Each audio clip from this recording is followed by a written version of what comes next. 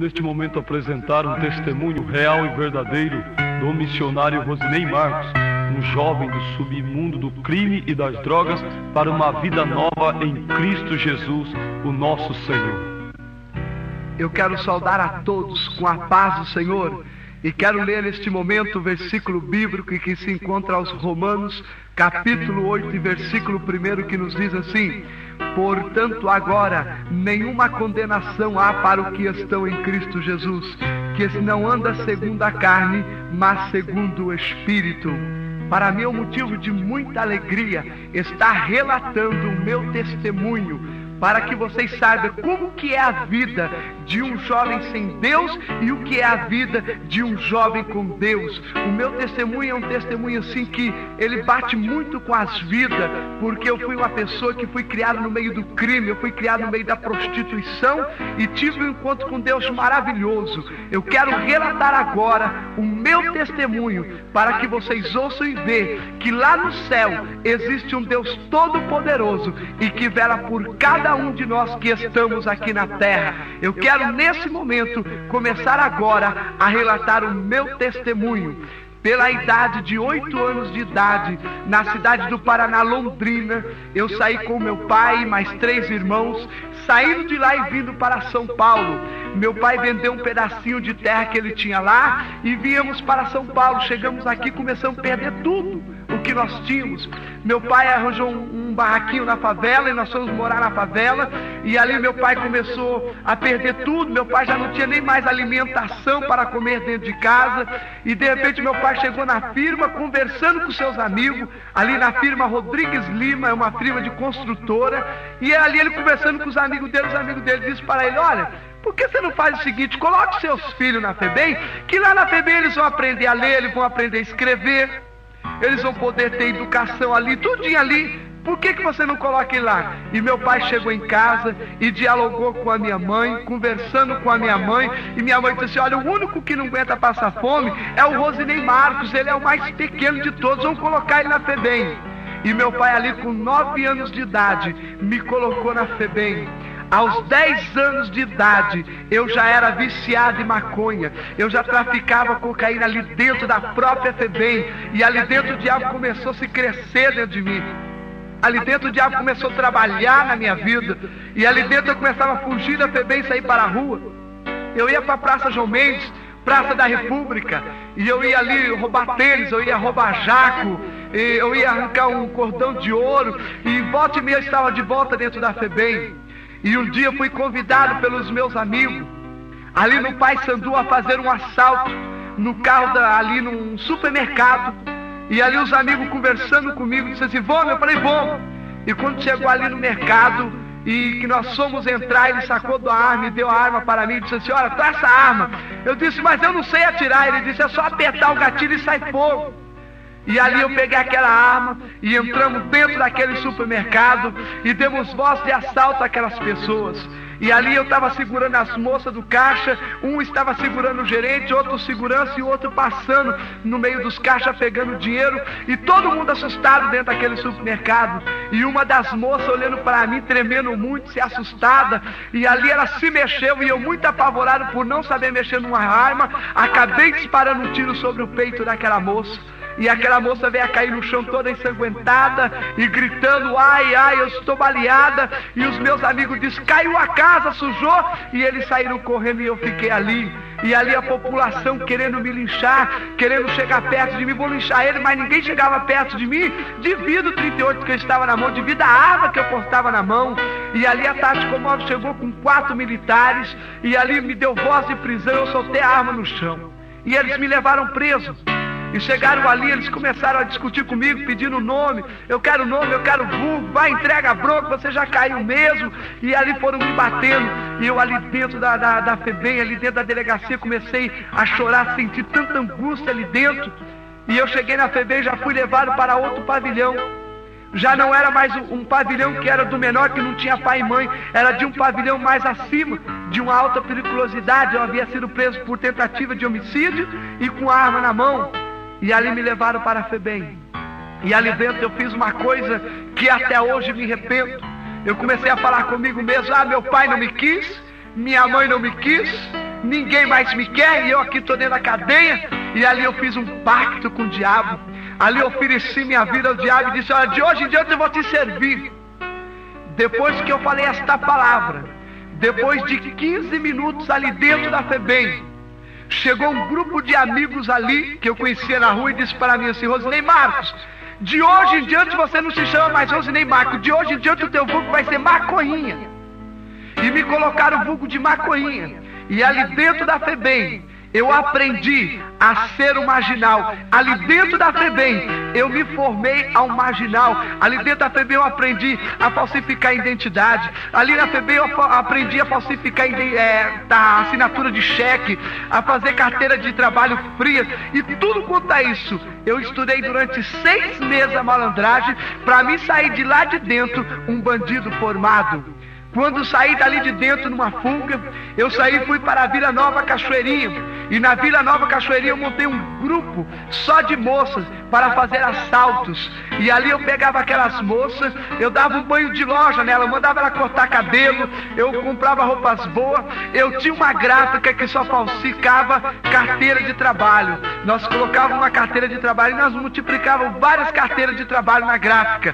E arranjava para ela emprego no Morumbi, Bonfioli, Santander, só na casa de gente rica. E ali ela entrava para trabalhar, e ali ela ganhava a confiança da patroa, e fazia amizade com a patroa, e de repente a patroa começava a confiar nela. A patroa ia viajar e deixava a casa na responsabilidade dela. E quando deixava a casa na responsabilidade dela, ela me telefonava e dizia: Maconhinha, olha, já está tudo certo, a patroa viajou, você pode vir. E nós entrávamos e levávamos tudo.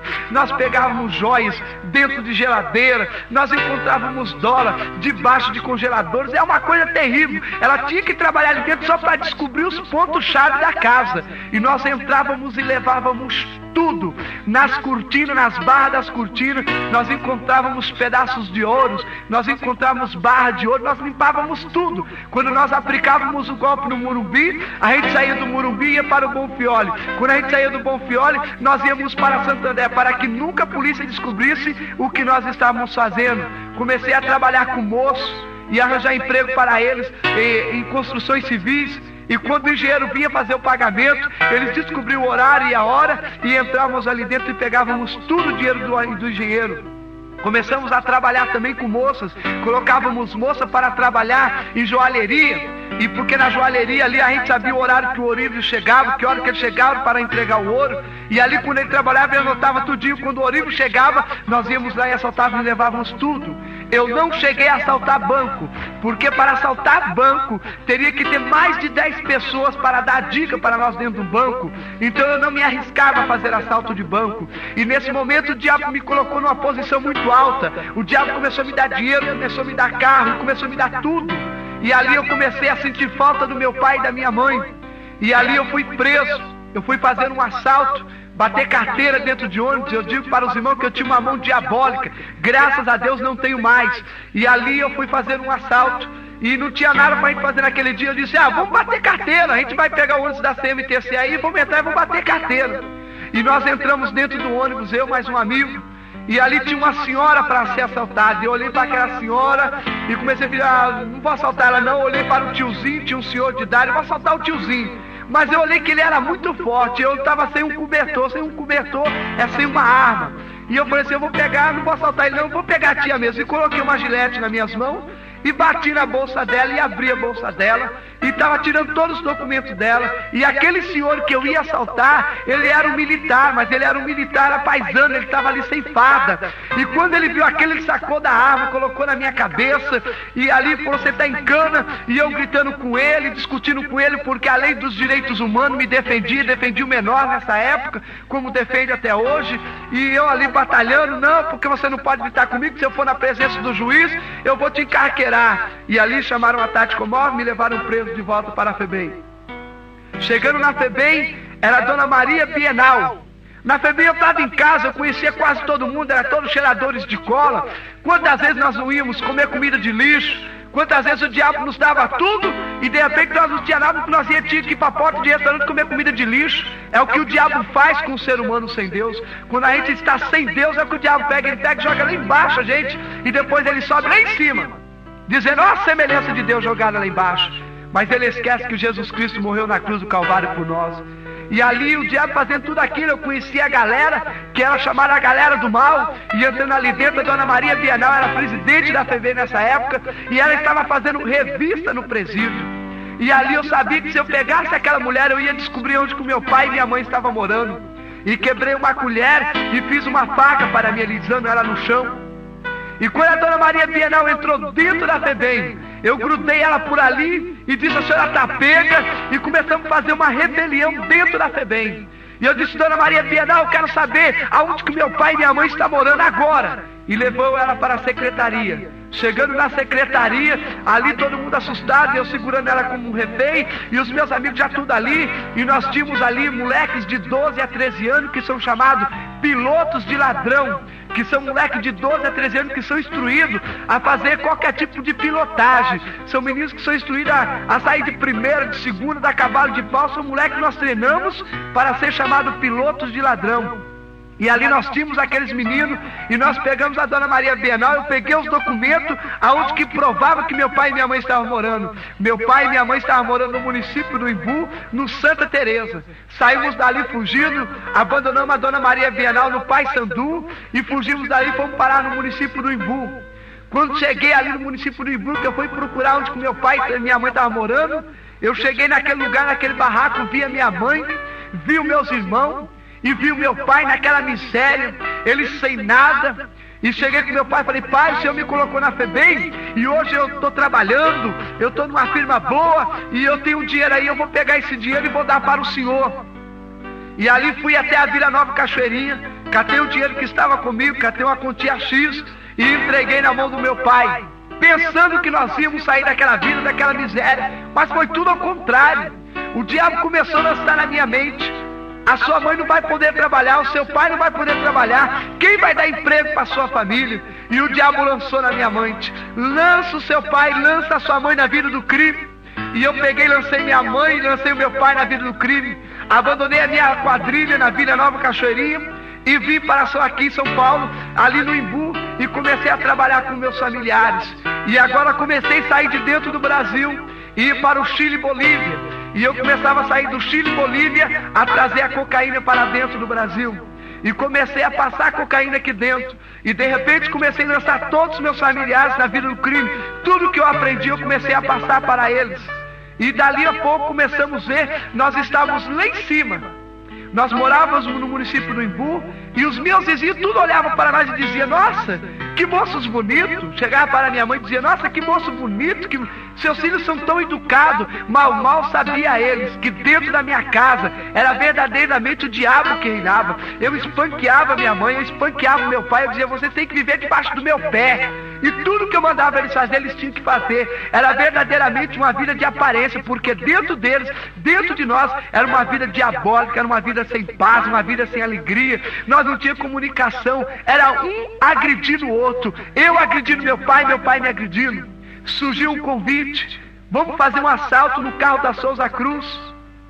E eu disse para o meu irmão, ele tem o nome de vulgo, Diabo Loiro. E eu disse, ó, Diabo Loiro, eu não vou nesse assalto não, porque deve ter algum investigador, deve ter algum militar, e se eu for e a casa cair, você sabe que quem mexe com cocaína, a Polícia Federal entra, e não vai dar certo não. E ali meu pai conversando, dialogando, eu falei, eu não vou nesse assalto. Mas o meu irmão, por nome de vulgo, Diabo Loiro, disse, eu vou. E ele foi nesse assalto.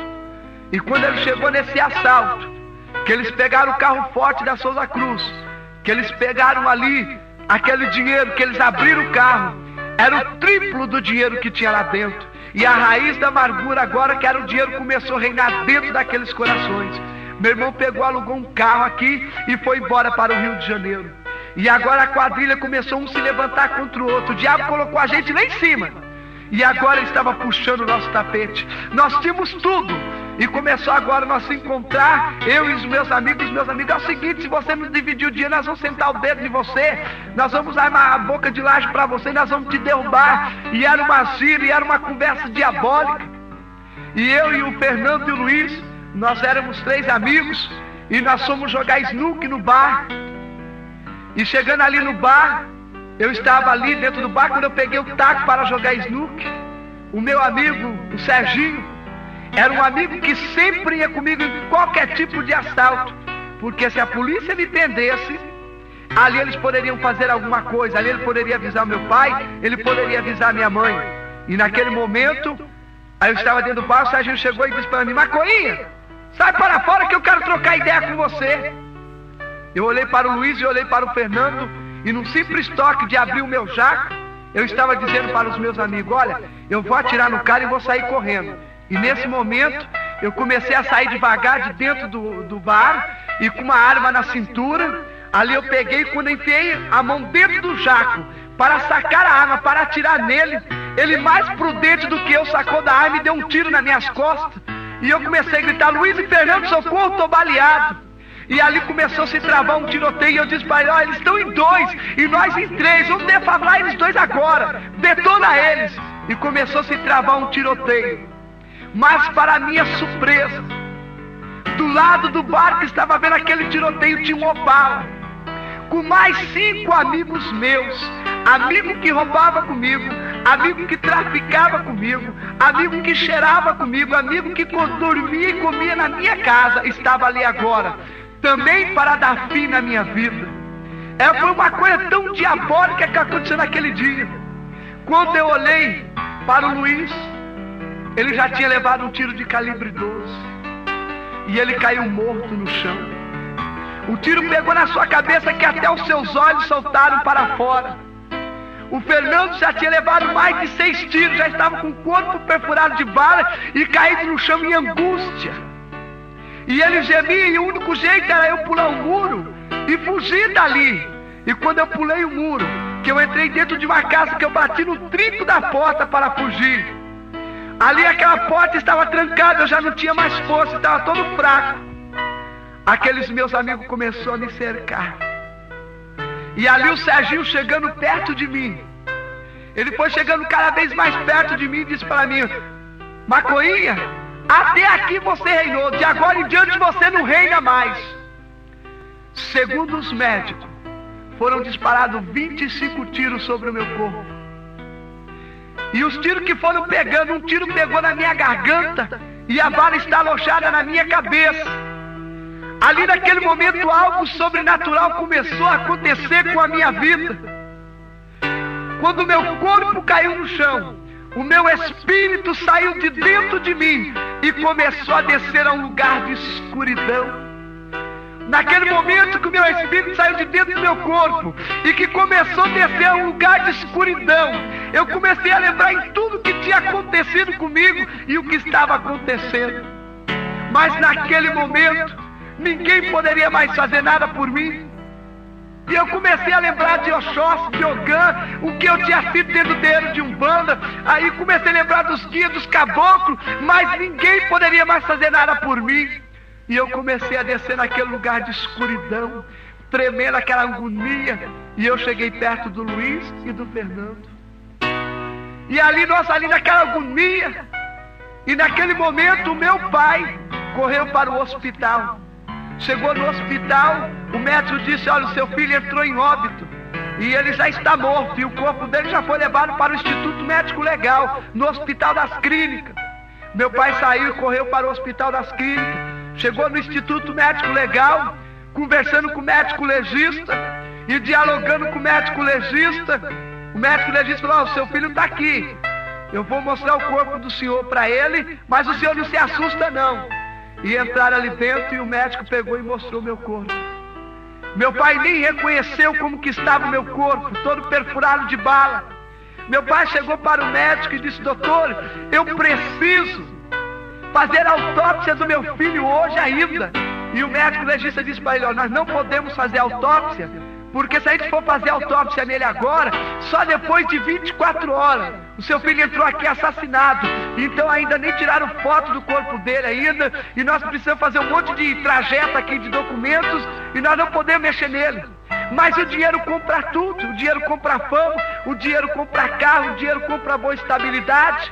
E meu pai sacou do dinheiro ali e deu para o médico ali legista e disse: olha, doutor, eu preciso fazer essa autópsia hoje, mexe nos documentos aí, conforme ele já tinha entrado 24 horas aqui. E o médico aceitou: bom, eu vou fazer isso mesmo. E fez tudo aquilo. Pegaram o meu corpo, colocaram na mesa do Instituto Médico Legal ali. O médico começou a pegar o bisturi e começou a abrir a minha barriga. E nesse momento que ele começou a abrir a minha barriga, eu lá embaixo, naquele lugar de escuridão, meu espírito gemendo, eu escutei uma voz que dizia assim: eu tenho uma obra na vida deste varão. E naquele momento que eu escutei aquela voz, vinha descendo um ser celestial, um ser todo de branco. E naquele momento eu comecei a olhar para o Luiz e o Fernando. E o Luiz e o Fernando começaram a entrar para um lugar de escuridão, a qual eu não entrei.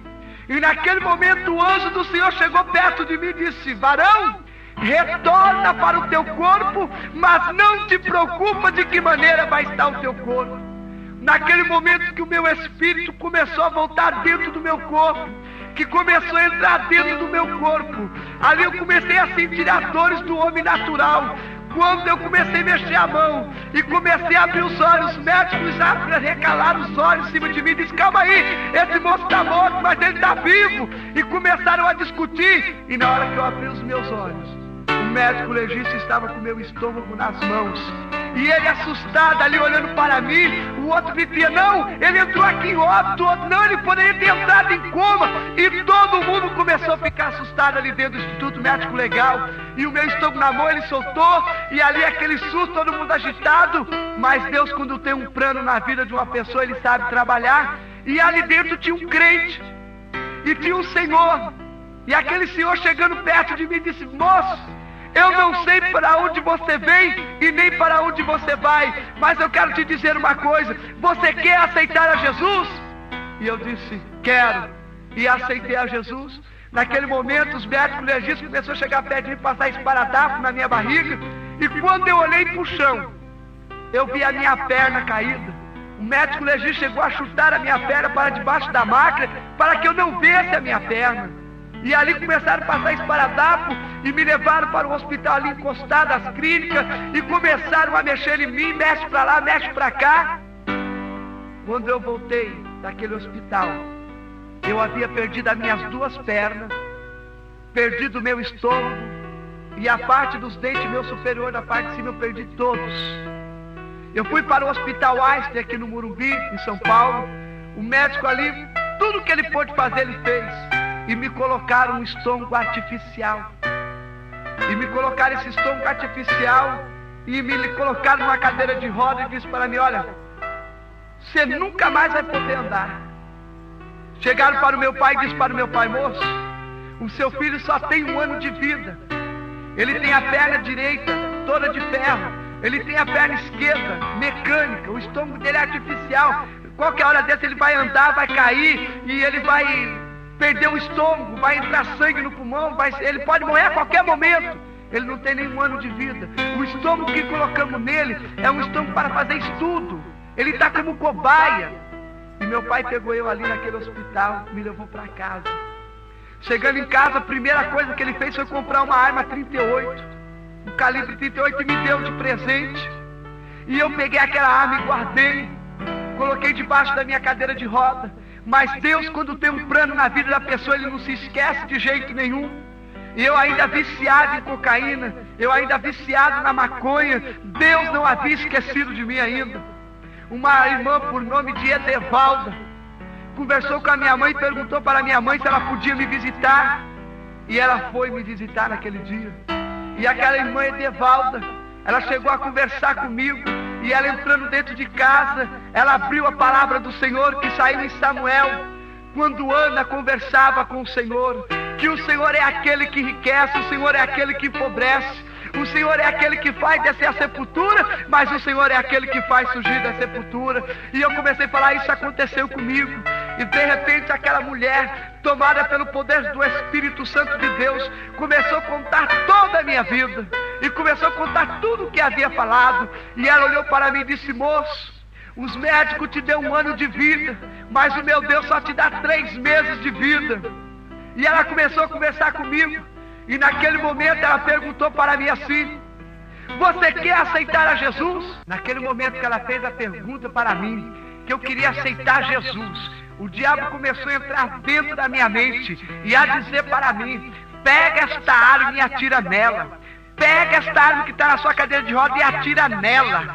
E naquele momento, o diabo trabalhando na minha vida, aquela mulher, ela pegou aquela Bíblia dela, que estava na mão dela, fitando os olhos em mim, e disse assim: moço, a tua arma não é mais poderosa do que a minha, e me mostrou a palavra do Senhor. Naquele momento eu caí no chão, em legiões e legiões de demônio, e ali quando eu caí me arrebentando todinho, depois de 1h30 que eu voltei em si, eu olhei para mim todo machucado. Eu falei: nossa, irmã, precisou a senhora bater em mim? Ela disse: não, irmão, olha, nesse momento o diabo te pegou, você caiu no chão, em legiões de demônio, mas hoje Jesus Cristo de Nazaré, Ele te libertou. Hoje você está liberto em nome de Jesus. E naquele momento foi aquela coisa, aquela alegria maravilhosa, e ali aquele trabalhar de Deus muito bonito, minha família tudo contente, tudo alegre. Me pegaram e começaram a me levar para a igreja. Eu comecei a entrar na igreja, todo mundo me conhecia ali no bairro onde eu aceitei Jesus, e ali todo mundo me conhecia. Eu ia para a igreja, e quando eu entrava dentro da igreja, na cadeira de rodas, todo mundo olhava para mim. Tinha algumas crianças que chegavam até a dizer: ele parece um extraterrestre. Eu era feio, magro, racrítico, meus nervos já estavam todos atrofiando, perna mecânica, a perna direita toda com ferro, aquela coisa diabólica todo o meu corpo, aquela coisa terrível, todo torto. E ali comecei a ficar uns dias congregando na igreja, e o meu pastor chegou para mim e disse assim: irmão Rosinei Marcos, olha, você chega aqui dentro da igreja, todo mundo ri, todo mundo fala de você, mas olha, eu quero fazer uma coisa para você. Eu vou fazer o seguinte, vou colocar 1 mês a igreja em oração e jejum. Ou Deus te recolhe, ou Deus te faz uma grande obra e faz você andar. E colocou a igreja 1 mês de oração e jejum. Com 15 dias, eu sou levado ao tanque batismal, ao batismo nas águas. Quem me batizou foi o pastor Firmo, do ministério do pastor João Galdino de Lima, do ministério de Santa Amaro. E quando eu cheguei ali dentro da igreja, o pastor Firmo saiu do tanque batismal, me pegando na cadeira de roda, me pegando no colo. E eu ali, quando ele me pegou no colo, eu falei: quando ele desceu as águas, que eu saí das águas, eu vou sair andando, dando glória a Deus. E o pastor ali desceu, pegou eu no colo, me levou no tanque batismal. E quando ele me desceu, e quando ele me subiu ali, que ele me batizou, que ele me trouxe, não aconteceu nada. E eu fiquei triste. Eu falei: mas Senhor, eu sabia que quando eu saísse do tanque batismal, eu ia sair andando. E o Senhor naquele momento falou comigo: o teu tempo não é o meu tempo, a tua hora não é a minha hora, o teu segundo não é o meu segundo. Aquietai-vos e sabei-vos que eu sou Deus. Aquietei naquele momento com aquela palavra que veio de consolo a mim. Cheguei dentro de casa, na cadeira de roda, triste, aflito. A irmã do círculo de oração chegou na minha casa: irmão Rosinei Marcos, dá para você ir no círculo de oração? Eu digo: vou. Se alguém vir me buscar, eu vou no círculo de oração. E a irmã chegou ali, junto com outro irmão, me pegaram e me levaram para a igreja, no círculo de oração. Naquele momento que eu chegava no círculo de oração, que colocaram a minha cadeira de roda dentro do círculo de oração, Deus tomou uma irmã em profecia, e ela começou a falar em língua estranha, e de repente Deus começou a usar aquela irmã, e aquela irmã me transmitia um recado e dizia para mim assim: varão, te trouxe hoje aqui para que tu saiba que eu sou Deus.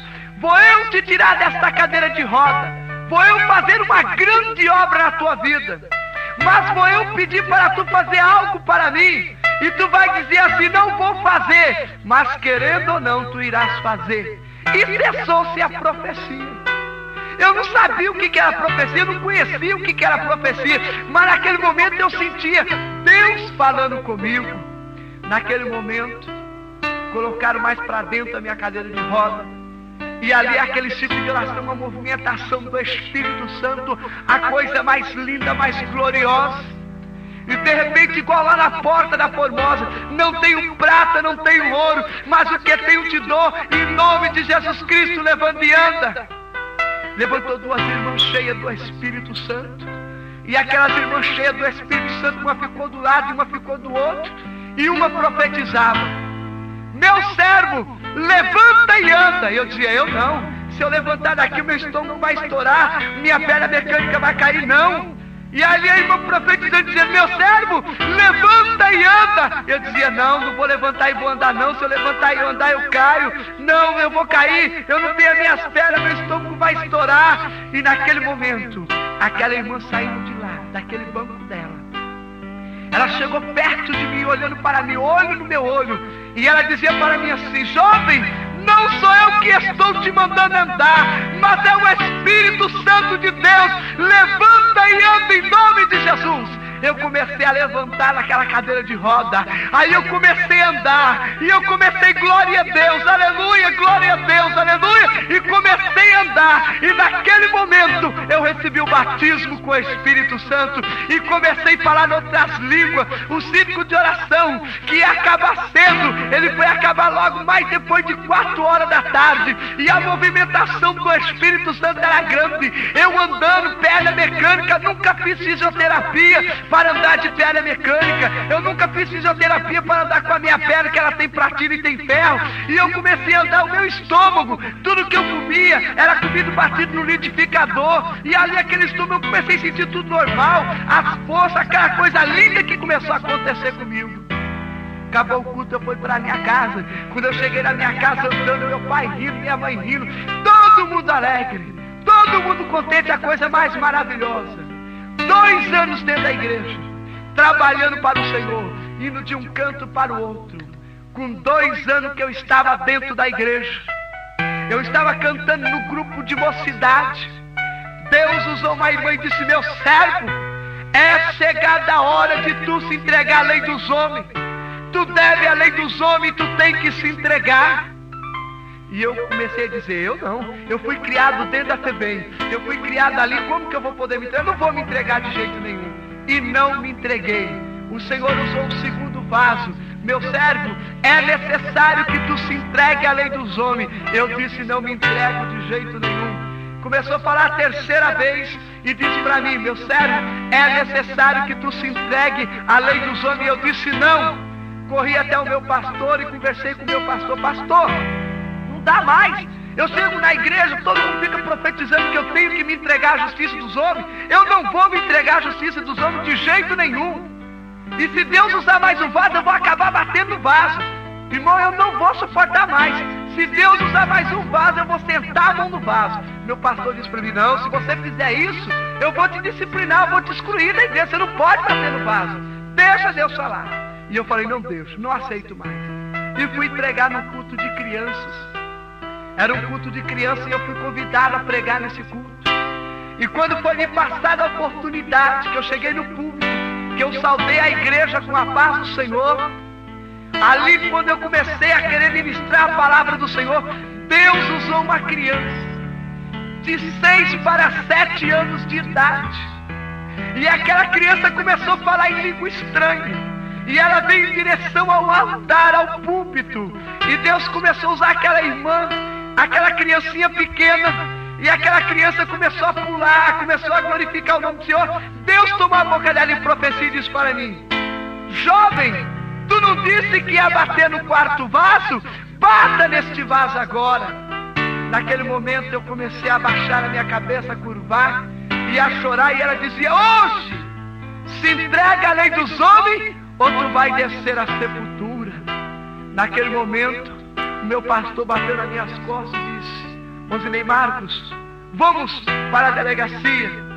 E eu não podia contar para o meu pai que eu estava indo para a delegacia, porque se meu pai soubesse disso, ia dar problema sério, problema grande, e ia dar muitos problemas. E eu não podia contar para o meu pai que eu estava indo para a delegacia. Mas ouvindo a voz de Deus, eu fui. E chegando na delegacia, conversando com o delegado ali, conversando, perguntou meu nome. Eu disse: meu nome é Rosinei Marcos. Ele perguntou o que havia feito, eu comecei a contar. Ele perguntou: você tinha algum vulgo? Eu falei: tinha. Qual era o seu vulgo? Meu vulgo era maconhinha. Eu tinha 2 vulgos, maconhinha e perninha. E ali ele começou: calma aí, mas o maconhinha morreu. Eu disse: olha, o maconhinha morreu, mas o Rosinei Marcos ressuscitou com Cristo. Na hora que eu disse aquela palavra, aquele delegado, ele ficou irado com aquela palavra, chamou 2 militares na cela, me algemaram e me levaram preso. E eu fui levado para a cadeia. Cheguei na cadeia, comecei a chorar. Deus usou uma irmã em profecia, disse assim para mim: meu servo, eu tenho um plano contigo dentro da cadeia somente de 1 ano. Eu quero você dentro da cadeia somente 1 ano. Eu fui levado para a Praça João Mendes. E ali, perante o fórum, perante um juiz e um júri popular, me condenaram a 3 anos e 8 meses de cadeia. E eu comecei a lutar: mas Senhor, tu disse 1 ano, e agora eu sou condenado a 3 anos e 8 meses, eu não aceito isso, não aceito de jeito nenhum. E comecei a não aceitar. E fui levado para a casa de detenção no Pavilhão 9, aqui em Santana. E quando eu entrei no Pavilhão 9, eu já não era mais o velho homem, eu era um novo homem. E ali os presos já começaram a me bater, a me espanquear, não poderia ser mais o velho homem. Quando eu ia agir, o Espírito Santo brandava: porventura é esse o velho homem ou o novo homem? E por eu pregar o evangelho ali dentro, aquele povo ficar virado comigo, e 2 militares ali, não suportando a minha presença, não suportando o que eu falava, eles pegaram, me algemaram e me levaram lá para baixo. Chegaram dentro de uma cela, me algemaram e perguntaram para mim: qual é o dedo que você mais atirava? Eu disse: eu atirava com os 2, eu atirava tanto com a mão direita como com a esquerda. E ali ele, pegando um alicate, ele disse assim: olha, eu vou arrancar essas 2 unhas para você saber o que é dar um tiro numa pessoa. E começou a falar tantas coisas, e eu comecei a me assustar e a gritar: Senhor, ele vai arrancar minha unha, e agora? E quando ele pegou o alicate para arrancar minha unha, o Espírito Santo de Deus disse para mim: tu não vai sentir dor nenhuma. Ele pegou a primeira unha e arrancou. Ele pegou a segunda unha e arrancou. E ali o sangue descendo na minha mão. E ele começou a ficar assustado e olhando para mim. Ele disse: moço, você tem pacto com o diabo? Eu disse: não, o meu pacto é com Jesus Cristo de Nazaré. É com o Senhor do Senhor, com o Rei dos Reis. E quando eu disse aquela palavra, eles se assustaram e saíram correndo e me deixaram ali. Depois outros militares vieram, me tiraram dali e me levaram para a cela. E eu comecei a chorar: Senhor, 4 meses aqui dentro, sendo espanqueado, chorando, com as minhas unhas arrancadas. E agora, Senhor, o que eu vou fazer? Me tira daqui. Com 4 meses que eu estava na casa de detenção, chegou um documento que eu deveria voltar para o município do Imbu e cumprir meu restante de pena ali dentro no presídio do Imbu. E tiraram eu da casa de detenção e me levaram para o município do Imbu. Ali, com 4 meses que eu fui transferido, eu fui para o presídio do município do Imbu. Cheguei no município do Imbu 4, 5, 6, 7, 8, 9, 10, 11 meses. Estou dentro do presídio do Imbu com 11 meses, cantando aquele hino. Era um pecador, andava sem Jesus, não tinha esperança nem divina luz. E cantando aquele hino ali, pregando, tinha pregado o evangelho. Entrou 2 militares, e aqueles militares entraram e abriram a porta. Houve aquele barulho, crac, crac, que abriram. E ali os 2 militares iam trazendo. E no meio daqueles militares estava o Serginho, o jovem que havia dado o primeiro tiro em mim, que disse assim: até aqui você reinou, de agora em diante você não reina mais. E quando ele entrou com os militares, que o militar jogou ele dentro do presídio, que ele olhou para mim e disse assim: Macoinha, eu te matei. Eu falei: você matou o Macoinha, faz o Rosinei a nova criatura com Jesus Cristo. E ali começou aquele pânico dentro do presídio. Eu tinha que dormir de dia para ficar a noite toda acordado, porque não sabia o que ia acontecer. E começou a aparecer os rumores ali dentro: vai haver uma rebelião, o Serginho está montando uma rebelião. E eu comecei: Senhor, e agora o que vai acontecer? E comecei a interceder. Mas quando o carcereiro entrou para dar alimentação para nós, para dar o café da manhã, o Serginho grudou sobre ele, um pegou o militar, 2 armas que estavam ali, uma do carcereiro e outra do militar, e começou a se fazer uma grande rebelião dentro do presídio. E começou a anunciar do lado de fora pelas rádios: está havendo uma grande rebelião no presídio do município do Imbu. E as irmãs do círculo de oração que me conhecia, elas começaram a lembrar de mim: olha, o irmão Rosinei Marques está preso lá dentro. E começaram a orar por mim, começaram a interceder por mim. Naquele momento começou a se trazer um tiroteio dentro do presídio. Chegou os comandantes, chegou os tenentes e disse: olha, entra e mata todo mundo que está aí dentro. E naquele momento eu coloquei a minha cara no chão e disse: Senhor, eu era rebelde, mas hoje não sou mais. E naquele momento o Senhor disse para mim: fica-te de pé e fala para o Serginho que eu amo ele. E quando eu ia ficando de pé para falar para o Serginho que eu amava ele, um tiro foi disparado. e pegado perto da minha espinha, chegando a abalar a minha espinha. E eu caí no chão e disse: Senhor, por que isso? Senhor, já levei tantos tiros, por que mais um? E caí no chão chorando. E ali naquele momento o Senhor disse para mim: conheço eu o teu coração e sei que tu prega a minha palavra, mas dentro do teu coração há ódio por essa vida que está aqui dentro. Quantas vezes tu pregou a minha palavra, quantas vezes tu orou pelo enfermo, quantas vezes tu entregou mensagem, mas dentro do teu coração há ódio. E eu permiti isso para que verdadeiramente tu saiba que eu sou aquele que prova aquele que eu amo. E ali naquele momento eu disse: Senhor, e agora o que hei de fazer? Senhor, como que irei fazer? O Senhor falou para mim: levanta-te agora e fala para o Serginho que eu amo ele. Eu disse: Senhor, eu não tenho capacidade, eu estou sangrando, eu estou fraco, eu não tenho condição. Uma mão que eu nunca vi, mas que a senti pelo Espírito. Aquela mão entrou por debaixo de mim e me colocando em pé, frente a frente com o Serginho. E eu disse ali para ele: Serginho, Deus te ama e Ele tem um plano de salvação na sua vida. Naquele momento um tiro é disparado e o tiro pega na sua cabeça e o sangue começa a escorrer pelo seu rosto.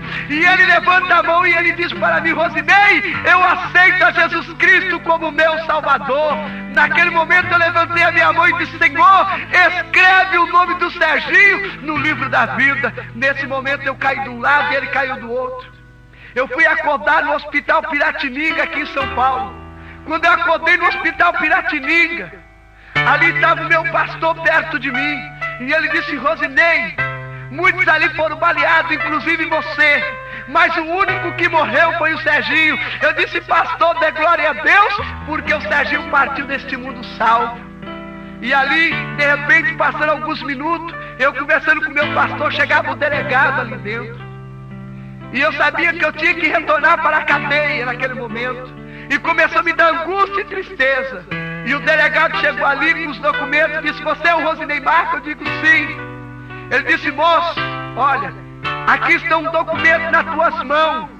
E eu disse: que documento é esse? Ele disse: é o teu alvará de soltura. Daqui você não volta mais para a cadeia, daqui você volta para a sua casa. Eu corri no calendário. Quando eu peguei o calendário, se cumpria 1 ano que o Senhor falou comigo, porque diz a palavra do Senhor: Ele não é homem para que minta, nem filho do homem para que se arrependa. Porventura, diria ele, não faria, ou falaria e não confirmaria. E naquele momento, aquela profecia de 1 ano se cumpria na minha vida dentro da cadeia. E ali, quando eu ia saindo, ele chegou para mim e disse assim: olha, você vai sair, mas você toma cuidado. Toda a família do Serginho está pensando que foi você que matou ele dentro da cadeia. E quando você sair daqui, o pessoal vai te pegar. Vai por interior, some daqui de São Paulo por uns tempos. Eu disse: não, doutor, o mesmo Deus que me livrou dentro da cadeia, Ele vai me livrar lá fora também. E comecei a congregar. E eu estava congregando na igreja. Com 15 dias que eu já estava dentro da igreja, chegou uma irmã e disse para mim assim: você é o Rosinei Marcos? Você é o maconhinha que estava preso na cadeia do município do Imbu? Eu disse que sou. Ela disse: olha, eu vou te falar algo, mas você não se assusta. Eu disse: pode ser. Ela disse: olha, eu sou a mãe do Serginho, aquele rapaz que morreu dentro da cadeia. Eu levei um choque e disse: Senhor, me dê sabedoria para falar com essa mulher. E ali ela contando aquele caso para mim, ela perguntou: Marcos, olha, eu estava na minha casa. E eu, quando subi da rebelião, juntei um grupo de irmãs e fui orar. E quando nós estávamos orando, Deus usou uma irmã. E Deus usando aquela irmã disse para mim assim: minha serva, eu vou salvar o teu filho.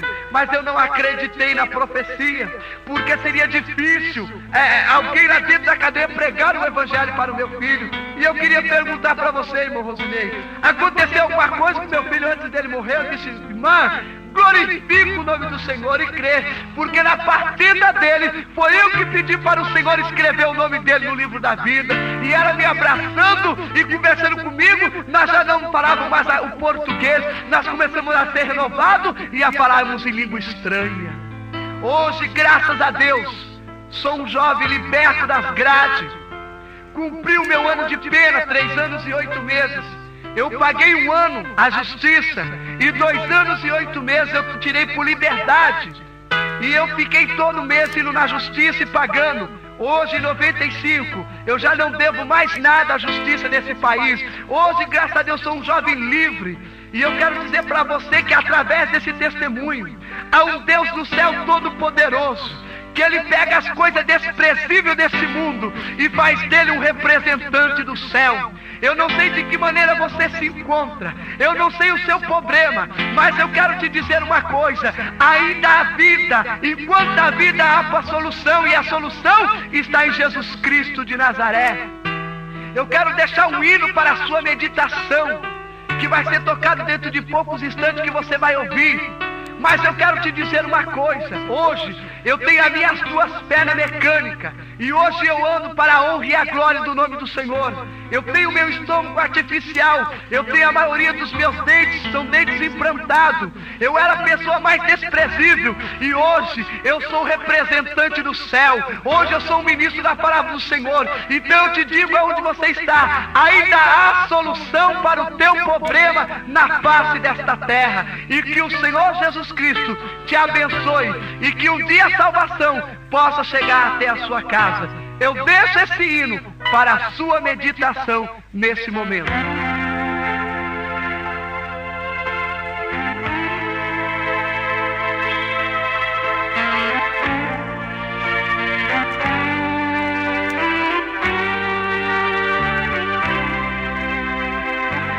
Minha vida mudou depois que eu aceitei Jesus Cristo como meu Salvador. Tudo em mim se transformou depois que eu encontrei sua paz e seu infinito amor. O sangue de Jesus limpou os meus pecados, deu uma nova vida pra poder no céu entrar. Hoje nova criatura sou, porque Jesus minha vida transformou.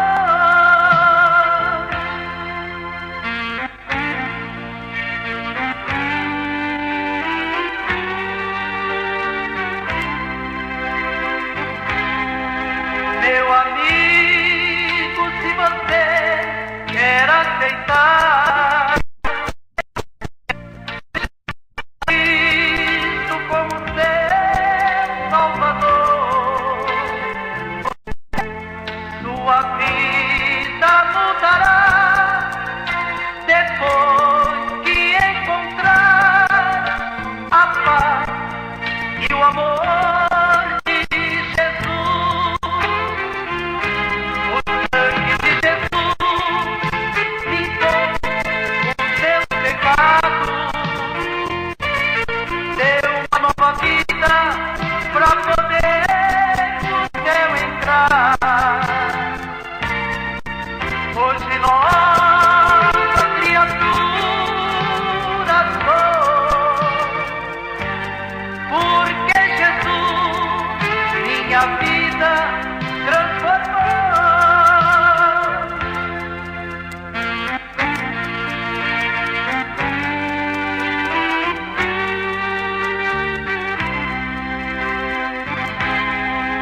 Venha hoje mesmo para Cristo,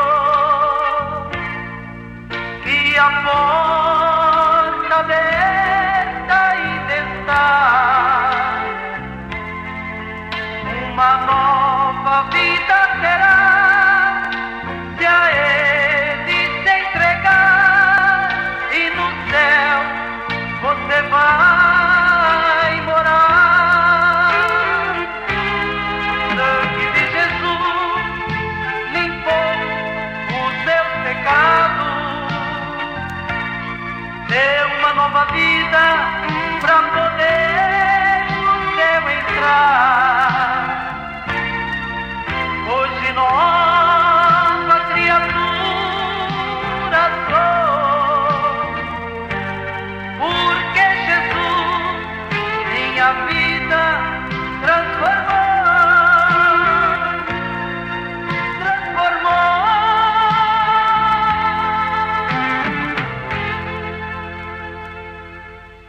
hoje, graças a Deus, livre das drogas, da prisão, eu faço a obra de missões. E nesse momento eu quero orar por você que está nos ouvindo essa fita, que você sinta a presença de Deus e que você saiba que ainda há esperança para o seu problema. Eu quero nesse momento orar e agradecer a Deus. Senhor, meu Deus e meu Pai, eu te louvo e te agradeço nesse momento por essas vidas que estão nos ouvindo, esse testemunho e que acabaram de ouvir. Que tu abençoe a cada um deles, Senhor. E que tu ainda, Senhor, é o Deus de providência. Que tu és o Deus do impossível, Senhor. E que tu abençoe a cada uma dessas vidas, Senhor. Aquele que não for salvo, que tu salve. E aquele que for salvo, que tu encha do Espírito Santo. Para que ele saiba que o Deus do impossível existe e que está presente a cada dia em nossa vida, e que o Espírito Santo de Deus trabalhe na vida dessas pessoas desde agora e para sempre. Amém.